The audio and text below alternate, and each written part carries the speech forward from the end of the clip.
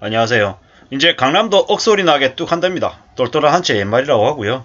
실제로 저도 이제 동네에 이제 주변을 이제 둘러보잖아요. 둘러보면은 뭐가 있냐면 2014년에 5억 5천 하던 게 한 2016년, 17년쯤 되니까 7억이 되더라고요. 그러다가 2018년 되니까 8억 5천, 2019년에 9억, 그러던 것이 2020년이 되니까 한 10한 2, 4억, 10한 2억에서 14억이 되더라고요. 2021년에 얼마가 됐냐? 20억, 21억까지 올라가더라고요. 좀 제정신이 아니었죠. 근데 이제 최근에 와서 보니까 그랬던 그 아파트 가격이 뭐 물론 여전히 높긴 합니다만은 한 15억 정도로 내려와 있더라고요.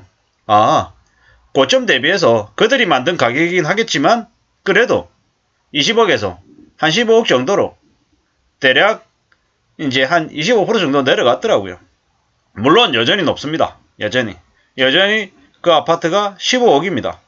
뭐 다른 아파트는 더 어처구니 없는 이제 모습을 보여왔던 것도 있습니다. 2016년에 5억이었던 아파트였습니다. 되게 낡은 아파트였죠. 나홀로 아파트였는데요. 그 아파트가 이제 제 고참이 샀었어요. 5억을 주고 샀는데 뭐 지금 딱 현재 어떠냐면 리모델링이 들어가 있어요. 리모델링이 들어가 있고 뭐 가구수를 좀 더 늘렸죠. 근데 분양가가 얼마냐면 26억. 되게 어이없죠. 어떻게 됐겠습니까? 미분양입니다. 미분양이요. 무슨 놈의 리모델링 해가지고 5억 가던 아파트가 26억이 될 수 있냐고요. 뭐 주차장 좀 넓히고 뭐 이래저래 조금 더 청수 높여가지고 뭐 그래 만들었나 본데 뭐 아무리 그래도 그렇지 26억이 어떻게 분양이 됩니까? 안 되죠. 뭐 그러다 보니까는 그냥 그 모양이에요. 그 모양. 뭐 리모델링한 비용이 뭐 가구당 뭐 1억이 들고 뭐 2억이 들고 뭐 2억 5천이 들겠죠. 근데 아무리 그렇다 하더라도 26억은 말도 안 되는 가격이라는 거죠. 강남도 마찬가지고요. 강남에 뭐 도곡 레슬이 뭐 50평짜리가 7억이 떨어졌다는 등 30평대가 4억이 떨어졌다는 등 아무리 저렇게 얘기를 해본들 뭐 그동안에 너무 많이 올려놨고 지금도 말도 안 되는 가격이기 때문에 사람들이 관심도 안 보인다라는 거죠. 관심도 안 보이는 게 당연한 거죠. 누가 관심을 보이겠습니까? 뭐 똘똘한 한 채 그냥 이제 말장난인 거죠. 말장난. 거래가 없습니다. 집주인들이 무슨 강남 불패를 믿어요? 안 믿습니다. 강남 주인들도. 내려가는 분위기인 걸 그들도 알고 있습니다. 모를 리 없다라는 거죠. 5월달에 신고가였답니다. 도곡 레슬이 49억 4천만원. 가짜가격이죠. 가짜가격. 신고가 지금 이 시국에 무슨 5월달에 신고가에 49억 4천에 삽니까? 뭐 42억이 거래가 됐다고요? 두고 보자고요. 앞으로 어떤 일이 벌어질지는 계속 봐야 될 것 같습니다. 뭐 도곡동의 도곡 레슬이 3,000세대이고 뭐 대표 아파트다 어쩌고저쩌고 이렇게 얘기하지만 두고 봐야 됩니다. 뭐 나머지 지역도 마찬가지랍니다. 뭐 잠실 엘스가 30평대가 27회에 거래됐는데 지금 22억에 거래됐다. 잠실 엘스가 2014년 2013년에서 한 2015년 정도 사이인 것 같아요. 얼마였을 것 같습니까 그때? 아니 죄송합니다. 그때 2014에서 2013년에서 2015년쯤에 잠실 엘스 30평대 7억 8억대였습니다. 7억 8억. 그때 경매가 나왔을 때 가격입니다. 실제로 낚시할까? 그 정도였습니다. 뭐 저기 강남 대치동의 엄마 아파트 7억대였어요. 7억대. 근데 지금 얼마다? 그때와 비교하면 22억 5천만 원이라 하더라도 3배가 올라 있는 상태다. 3분의 1 토막나야 2014년 가격으로 되돌아가는 거다. 라고 이제 볼 수 있는 거죠. 물론 그 가격까지 내려갈지 아니면 안 내려갈지는 두고 봐야 되겠지만 제 개인적인 생각으로는 그때까지 내려간다입니다. 왜냐? 지금 IMF 때보다 상황이 더 안 좋기 때문인 거죠. IMF 때 미친듯이 내려갔습니다. IMF 때 전국의 집값 하락률이 얼마였냐면 서울이 19%대, 전국이 20%였습니다. 근데 실제로 사람들이 체감하는 건 어땠겠습니까? 20%겠습니까? 아닙니다. 아닙니다. 반토막 그 이상이었어요. 엄청나다라는 거죠. 앞으로 어떻게 될까요? 앞으로 그렇게 될 겁니다. DSR 3차 실행이 7월 1일.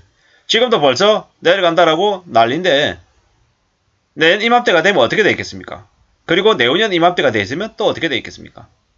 최소 집값 하락은 4년 5년은 불가피할 텐데 두고 봐야겠죠. 그러니까 계속 없어지면 어쩔 수 없이 팔아야 되는 사람들이 가격을 더 낮추지 않겠습니까? 낮출 수밖에 없습니다.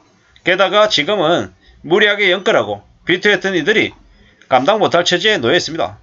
뭐 그들이 어떤 일을 선택할지는 두고 봐야겠죠.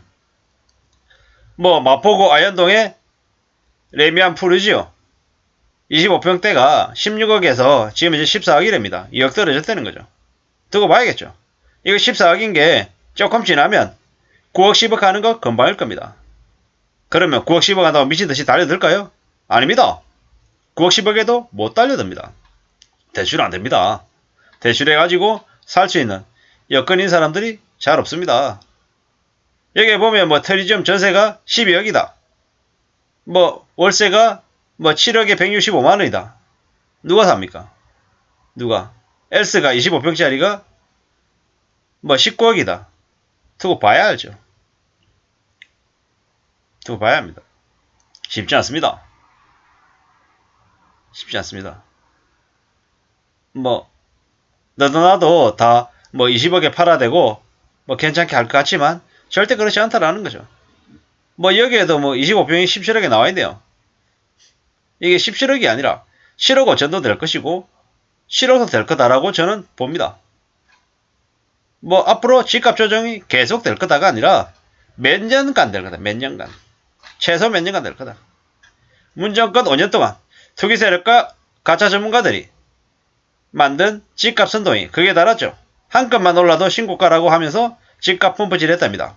연일 오른다라는 기사만 쏟아내고 대중불안 심리를 자극해서 연끌족들만 양상했죠.